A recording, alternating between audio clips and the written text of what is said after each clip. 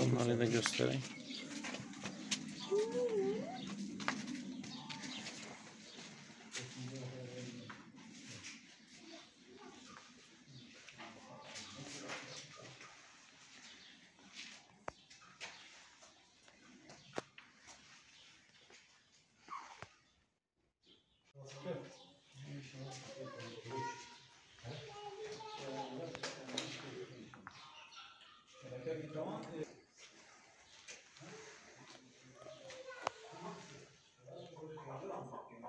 Umut Kervanı Kozluk temsilciliği olarak bugün evi yanan Ramazan kardeşimize acısını bir nebze olsun hafifletmesi için bir miktar gıda yardımında bulunduk.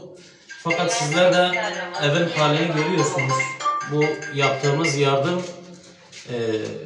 bu acıyı hafifletecek, teselli edecek türden bir yardımdır. Çünkü ciddi anlamda evde ev malzemesi ihtiyacı var.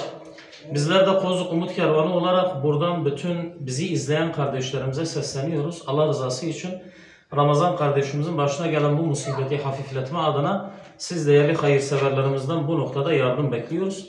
Yardımlarınızı Umut Kervanı Kozluk temsilciliği aracılığıyla inşallah Ramazan kardeşimize ulaştırabilirsiniz. Şimdiden Allah-u Teala yaptığınız bütün yardımları kabul buyursun inşallah.